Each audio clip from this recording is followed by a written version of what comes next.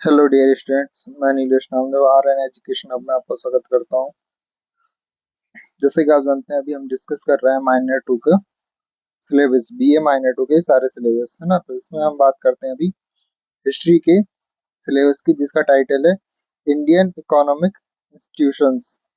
जिसमें आपको पढ़ना है यूनिट 1 में source of Indian economic institutions and agriculture sources. जिसमें आपको पढ़ना है agriculture, new paleolithic age, Indus, Saraswati civilisation, chalcolithic age, Vedic period, Mauryan period, Gupta period and post Gupta period. Unit 2 में पढ़ना है आपको ऑक्यूपेशन एंड स्किल डेवलपमेंट।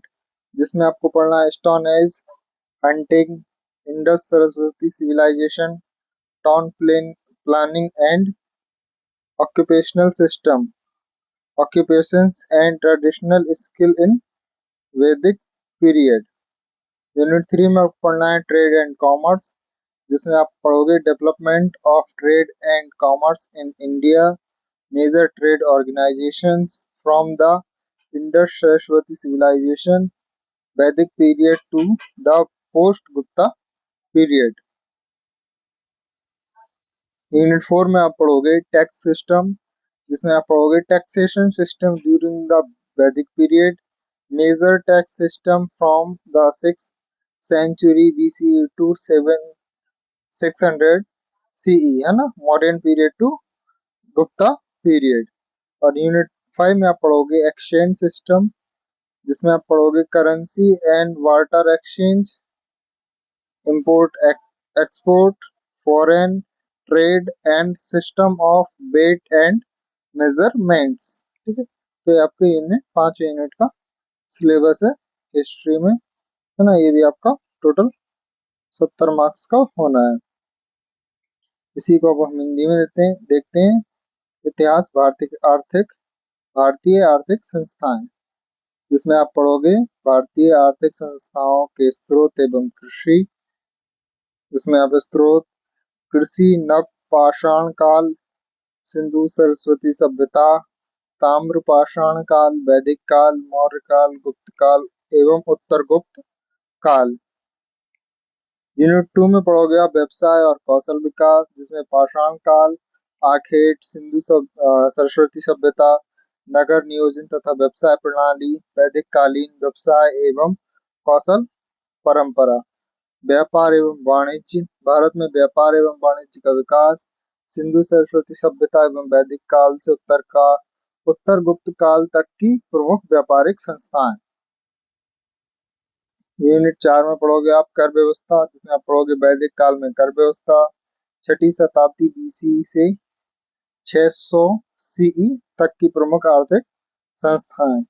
और यूनिट 5 में पढ़ोगे आप विनिमय पद्धति। जिसमें मुद्रा तथा वस्तु विनिमय, आयात निर्यात, वैदेशिक व्यापार और मापतौल प्रणाली। इसके बाद हम बात करेंगे हमारे अगले सब्जेक्ट, जिसका नाम है राजनीति विज्ञान। और उसका टाइटल है, जिसका आपका टाइटल है भारतीय संविधान। जिसमें माइनर 2 में हम पढ़ेंगे भारतीय संविधान, माइनर 2। इसमें हम पढ़ेंगे यूनिट 1 में आप पढ़ोगे भारतीय संविधान की निर्मिति एवं प्रमुख विशेषता।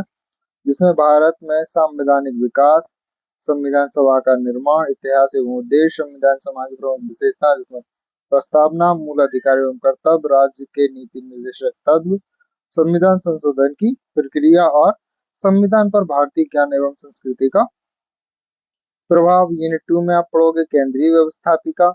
जिसमें भारतीय संसद, लोकसभा एवं राज्यसभा की संरचना तथा कार्य, लोकसभा अध्यक्ष, भूमिका, शक्तियां एवं कार्य, अध्यक्ष की स्वतंत्रता एवं निष्पक्षता, संसद की विधायी प्रक्रिया, राज्य व्यवस्थापिका, विधानसभा संरचना एवं कार्य और विधान परिषद की संरचना एवं कार्य।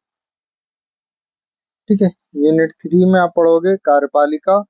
जिसमें आप पढ़ोगे संघीय कार्यपालिका, राष्ट्रपति, शक्तियां एवं कार्य, प्रधानमंत्री का भूमिका एवं कार्य, और मंत्रिपरिषद संरचना, भूमिका एवं कार्य। राज्य कार्यपालिका जिसमें राज्यपाल कार्य एवं शक्तियां, मुख्यमंत्री के कार्य एवं शक्तियां और राज्य मंत्री परिषद। यूनिट 4 में आप पढ़ोगे न्यायपालिका एवं अन्य संवैधानिक निकाय, जिसमें आप पढ़ोगे उच्चतम न्यायालय, संगठन एवं क्षेत्राधिकार उच्च न्यायालय, उसके संगठन एवं क्षेत्राधिकार। संवैधानिक निकाय जिसमें निर्वाचन आयोग, संघ लोक सेवा आयोग, अनुसूचित जातियों के लिए राष्ट्रीय आयोग, अनुसूचित जनजातियों के लिए राष्ट्रीय आयोग और राज्य लोक सेवा आयोग। यूनिट ये आपका पॉलिटिकल साइंस का हिंदी में सिलेबस हुआ। इसके बाद हम डिस्कस करेंगे इसी को इंग्लिश में, है ना, जिसमें आप देखोगे ना political science, Indian constitution, minor 2, जिसमें आप पढ़ोगे यूनिट 1 में creation of the Indian constitution and salient feature, constitutional development in India, making of the Constituent Assembly, history and objective, salient feature of the Constitution, जिसमें है ना preamble, fundamental rights and duties, directive principles of state policy, procedure for constitutional amendment और influence of Indian knowledge and culture on the constitutions। Unit 2 में आप पढ़ोगे legislator, जिसमें आप पढ़ोगे सेंट्रल लेजिस्लेटर, जिसमें आप पढ़ोगे इंडियन पार्लियामेंट, इसका composition and function of the Lok Sabha and Rajya Sabha, speaker of the Lok Sabha, role, power and functions, independence and impartiality of the speaker और legislative procedure of the parliament.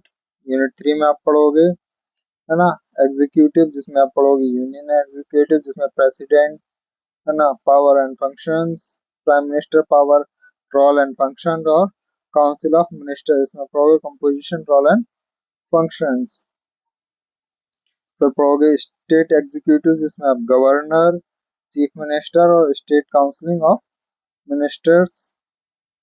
Unit 4 में आप पढ़ोगे judiciary and other constitutional bodies, जिसमें आप supreme court है ना composition and jurisdiction, high court का composition and jurisdiction, है ना कॉन्स्टिट्यूशनल बॉडीज में election commission, union public service commission, national commission of for एससीज, नेशनल कमीशन फॉर एसटीज और स्टेट पब्लिक सर्विस कमीशन। तो ये आपका पॉलिटिकल साइंस का सिलेबस है ना, इसका भी आपका 70 मार्क्स का आना है। इसके बाद हम पढ़ते हैं सोशलॉजी, समाजशास्त्र, जिसका आपका टाइटल है भारतीय समाज, जिसमें आप पढ़ोगे यूनिट 1 में समाज की भारतीय अवधारणा, त्रिस्तरीय सामाजिक संरचना, है ना आरण्यक, ग्राम एवं नगरीय, वैदिक दर्शन की प्रमुख विशेषताएं, एकात्मबोध, सामाजिक समरसता, विविधता में एकता, विभिन्न धर्मों के दार्शनिक आधार। यूनिट 2 में आप पढ़ोगे आरण्यक समाज एवं संस्कृति, मध्य प्रदेश के अंदर जनजातियों की अवधारणा, मध्य प्रदेश की जनजातीय कला एवं संस्कृति, जनजातीय समाज में पर्यावरणीय चेतना। यूनिट 3 में पढ़ोगे आप ग्रामीण समाज एवं संस्कृति, संयुक्त परिवार, जाति व्यवस्था, लोक संस्कृति एवं समृद्ध परंपरा। यूनिट 4 में आप पढ़ोगे नगरीय समाज एवं नियोजन, नगर अर्थ विशेषता प्रकार, नगरीय समाज की चुनौतियां एवं नियोजन। यूनिट 5 में आप पढ़ोगे समाजशास्त्रीय विमर्श, जिसमें महिला शक्ति की पुनर्स्थापना, जननांग की परिदर्श, युवा तनाव और बाल संरक्षण। तो ये आपका सोशलॉजी का सिलेबस, ठीक है।